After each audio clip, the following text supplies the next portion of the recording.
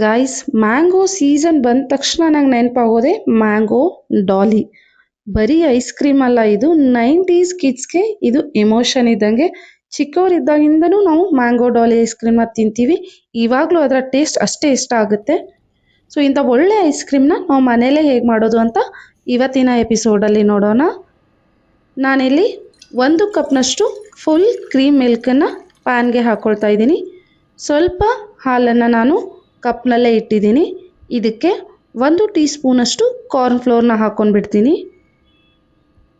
ಇವಾಗ ಗಂಟು ಆಗದೆ ಇರೋ ರೀತಿ ನೀಟಾಗಿ ಇದನ್ನು ಮಿಕ್ಸ್ ಮಾಡ್ಕೊಂಡ್ಬಿಡೋಣ.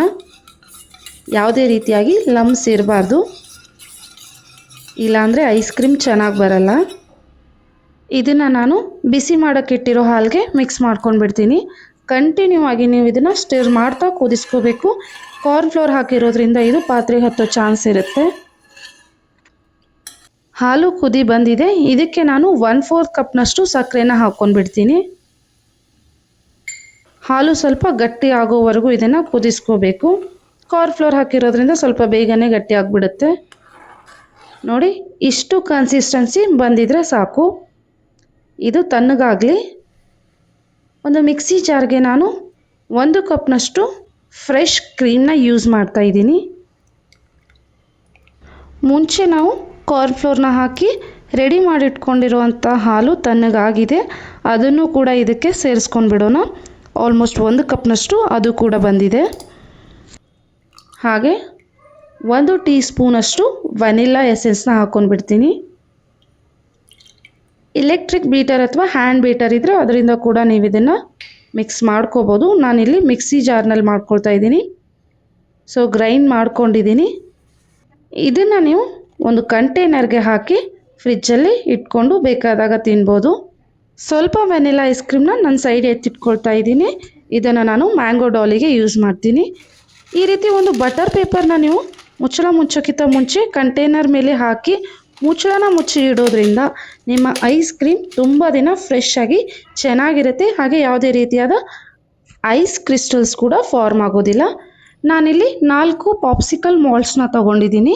ಮಧ್ಯೆ ನಾವು ವೆನಿಲ್ಲಾ ಐಸ್ ಕ್ರೀಮ್ ಮಾಡೋಕ್ಕೆ ಏನು ಒಂದು ಮಿಶ್ರಣನ ಪ್ರಿಪೇರ್ ಮಾಡಿಟ್ಕೊಂಡಿದ್ವಲ್ವ, ಅದನ್ನು ಇದಕ್ಕೆ ಹಾಕ್ಕೊಂಡ್ಬಿಡ್ತೀನಿ. ಅರ್ಧ ಮಾತ್ರ ಹಾಕ್ಕೊಳ್ಳಿ, ಫುಲ್ ಫಿಲ್ ಮಾಡೋಕ್ಕೆ ಹೋಗಬಾರ್ದು. ಇವಾಗ ಇದನ್ನು ನಾನು 4 ರಿಂದ 5 ಗಂಟೆ ಫ್ರೀಸ್ ಮಾಡೋಕ್ಕೆ ಇಟ್ಬಿಡ್ತೀನಿ. ನೆಕ್ಸ್ಟ್ ಬಂದುಬಿಟ್ಟು ಮ್ಯಾಂಗೋ ಪಲ್ಪನ್ನು ರೆಡಿ ಮಾಡ್ಕೊಳ್ಳೋದು. ಸೊ ನಾನಿಲ್ಲಿ 1 ಅಲ್ಫಾನ್ಸೋ ಮ್ಯಾಂಗೋನ ತೊಗೊಂಡಿದ್ದೀನಿ. ಯಾವುದೇ ರೀತಿಯಾದ ಮ್ಯಾಂಗೋ ಐಸ್ ಕ್ರೀಮ್ನ ನೀವು ಪ್ರಿಪೇರ್ ಮಾಡೋಕ್ಕೆ always go for the Alfonso mango, because ತುಂಬ ಟೇಸ್ಟ್ ಚೆನ್ನಾಗಿರುತ್ತೆ. ಹಾಗೆ ಸಕ್ಕರೆ ಕೂಡ ಕಡಿಮೆ ಹಾಕಿದರೂ ಪರವಾಗಿಲ್ಲ. ಸೊ ಇದನ್ನು ಕಟ್ ಮಾಡ್ಕೊಂಡ್ಬಿಟ್ಟು ಇದರ ಪ್ಯೂರಿನ ರೆಡಿ ಮಾಡ್ಕೊಂಡ್ಬಿಡ್ತೀನಿ.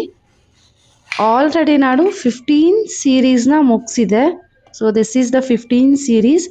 ಅದರಲ್ಲಿ ನಾವು ಮ್ಯಾಂಗೋ ಡಾಲಿ ಮಾಡೋದು ಹೇಗೆ ಅಂತ ನೋಡ್ತಾ ಇದ್ದೀವಿ. ಸೊ ನನ್ನ ಹಳೆ ಸೀರೀಸ್ ಆಗಲಿ ಅಪ್ಕಮಿಂಗ್ ಸೀರೀಸ್ನ ನೋಡಲು ಮರೀದೆ ಲೈಕ್, ಶೇರ್ ಆ್ಯಂಡ್ ಸಬ್ಸ್ಕ್ರೈಬ್ ಕೂಡ ಮಾಡಿ. ಸೊ ಮ್ಯಾಂಗೋ ಪ್ಯೂರಿನ ರೆಡಿ ಮಾಡ್ಕೊಂಡ್ಬಿಡೋಣ. ಪಲ್ಪನ್ನೆಲ್ಲ ತೆಗೆದಿದ್ದೀನಿ. ಅದಕ್ಕೆ 1 ಟೇಬಲ್ ಸ್ಪೂನಷ್ಟು ಸಕ್ಕರೆನ ಹಾಕ್ಕೊಂಡಿದ್ದೀನಿ. ಇದನ್ನು ನೀಟಾಗಿ ಪೇಸ್ಟ್ ಮಾಡ್ಕೊಂಡ್ಬಿಡೋಣ. ಸೊ ಮ್ಯಾಂಗೋ ಪ್ಯೂರಿ ರೆಡಿಯಾಗಿದೆ. ಇದನ್ನು ಒಂದು ಬೌಲ್ಗೆ ಟ್ರಾನ್ಸ್ಫರ್ ಮಾಡಿ ಇಟ್ಕೊಳ್ತೀನಿ.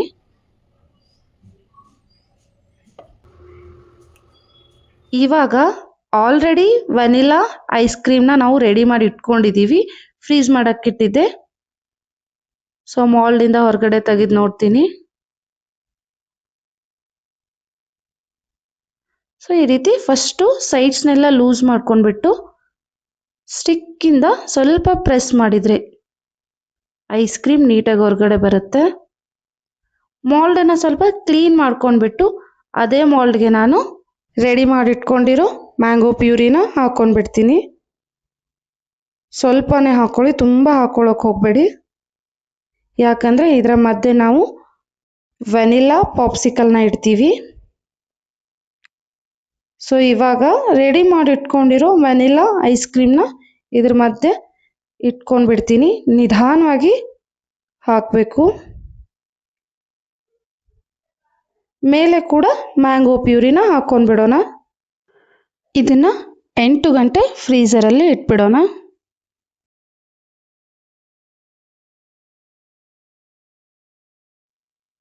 ಸೊ ಇವಾಗ ಫ್ರೀಝರಿಂದ ಹೊರಗಡೆ ತೆಗೆಯೋ ಟೈಮ್.